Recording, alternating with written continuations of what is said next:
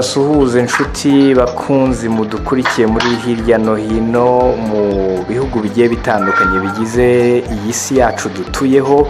Ni One Nation Radio mukomeje gukurikira kuri uyu mugoroba nk'uko bisanzwe turongera tuganire tubagezaho amakuru atandukanye. Ngira ngo nk'uko mubizi umunsi ku wundi tugenda tuganira n'abanyarwanda bari hirya no hino mu bihugu bigiye bitandukanye bakatubwira amakuru yaho ndetse n'ibyo bapanga bigiye bitandukanye. Uyu mugoroba One Nation Radio twerekeje mu gihugu cy'Uburusiya, tugiye kuganira na nyakubahwa Ambassadeur w'u Rwanda mu gihugu cy'Uburusiya Dr Mujawamariya Jeanne D'Arc. Ambassadeur, muratwumva neza? Umugoroba mwiza. Ndabumva neza rwose 5 kuri 5. Umugoroba mwiza, mwiriranywe amahoro. Yego, twiriranye amahoro. Namwe turizera ko ariko byari bimeze? Natwe niko byari bimeze. Kuri uyu munsi tariki ya mbere yo kwakira, ngira murabyumva nyine, ni ibyishimo mu bana b'abanyarwanda bari hano, ni ibyishimo mu banyarwanda twese twibuka iyo tariki ya mbere yo kwakira. Iyi tariki rero ngira ngo ni itariki yibutsa abanyarwanda muri rusange umunsi urugamba rwo kubohora igihugu rwatangiriyeho. Aho ngaho mwayiteguye mute se, mwayizihije mute? Nta bintu bidasanzwe nk'umunsi mukuru twakoze, cyane cyane ko ni umunsi w'umurimo, ni umunsi w'akazi, ntabwo ari umunsi mukuru abantu batajya mu kazi ngo wenda bakore ibirori. Gusa ni umunsi twazirikanye twongera imbaraga mu byo dukora, twaba twebwe abakozi ba leta ndetse n'abanyeshuri bibukijwe yuko bagomba kongera imbaraga mu byo bakora, kuko aho tugeze hari abitanze kugira ngo tuhagere. Ibyo twagezeho kandi tugomba kubisigasira, tukabirinda, dukora tutikoresheje kandi ntiturangare. Cyane cyane abanyeshuri nabo babwirwa ko nibo tuzahereza agati, kugira ngo umukino w'agati murawuzi, nibo tuzahereza agati muri iyi minsi kugira ngo bakomeze urugendo rwo kuyobora igihugu.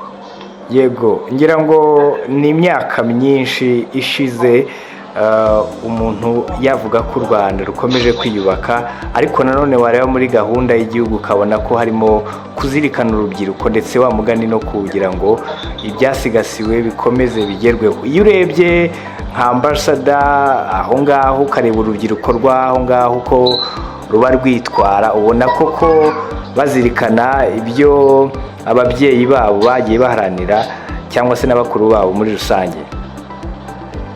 Njyewe ngira amahirwe menshi kuko iki gihugu turimo ntabwo ari igihugu cyo kuza gukiniramo. Cyane cyane iyo urebye no muri ibi bihe by'ubukonje, ntabwo umuntu yava mu Rwanda rwiza kuriya uze gukinira hano mu Burusiya. Hano ni ukuza kwiga, ugakora icyakuzanye, ari abaje gukora tugakora icyatuzanye, ari abaje kwiga bagakora icyabazanye, kugira ngo umuntu nyine nacyura ikivi cye abandi bazaze bose icyo atushije cyangwa bakomereza aho yageze. Ariko turashima Imana cyane yuko abanyeshuri dufite hano muri iki gihugu ni abantu bazi icyo bakora, ariko n'ibihe bashyiramo akanyabugabo, bakavuga bati twige vuba dutahe iwacu mu gihugu cyiza, twige vuba turahura ubwenge tubijyane iwacu, wenda natwe twazagera aho abangaba bageze. Ntabwo rwose nagira icyo mbabeba abanyeshuri bari hano. Nta udutenguha, nta utetereza u Rwanda, nta n'utenguha intwari zabo. Ugereranyije ubona umubare w'abanyarwanda wenda bari aho nk'igendeye nko mu bikorwa bijya bibahuza bakaba nko muri bangahe, kugira ngo umuntu yumve uburyo mutari bake aho ngaho mu Burusiya? ntabwo turi bakeya ariko ugereranyije wenda n'abandi bo mu bihugu bimwe na bimwe byo muri Afurika y'Uburengerazuba, yego, turacyari bakeya ariko turi bake beza kuko nta munyarwanda n'umwe urafatirwa mu bikorwa by'urugomo, nta munyarwanda n'umwe ufatirwa mu bikorwa by'ibiyobyabwenge, nta munyarwanda n'umwe wirukanwa kubera ko atize. dushobora kuba twaragize nk'inshuro ebyiri abanyarwanda bagiye bataha kubera uburwayi, ibyo ngibyo ntawe ubihitamo, ariko ntawe birukanye kubera imyitwarire mibi cyangwa imyigire mibi. nk'ubu ngubu umwaka ushize twari twabonye buruse, ni ukuvuga inguzanyo yo kwiga hagati, mbese ishingiye ku mubano uri hagati y'ibihugu byombi byacu, Burusiya n'u Rwanda. nk'ubushize twari twabonye buruse 15. uyu mwaka watangiye mu kwezi kwa 9, kuko amashuri ya hano atangira itariki ya mbere z'ukwa 9. muri uyu mwaka baduhaye 50. urumva rero turiho turagenda twiyongera. ni byiza, ubutaha wenda tuzaba 70, ubundi umwaka utaha 100. niyo ntego twihaye.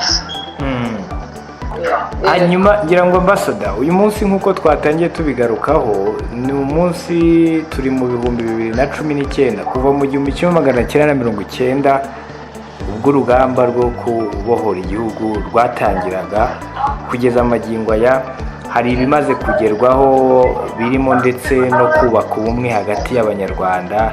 hari amateka y'ibyabaye mu gihugu cyacu, ariko iyo murebye ibona inzira y'ubumwe n'ubwiyunge cyangwa se ubumwe muri rusange hagati y'abanyarwanda bari aho ngaho igeze hehe, ihagaze gute muri rusange?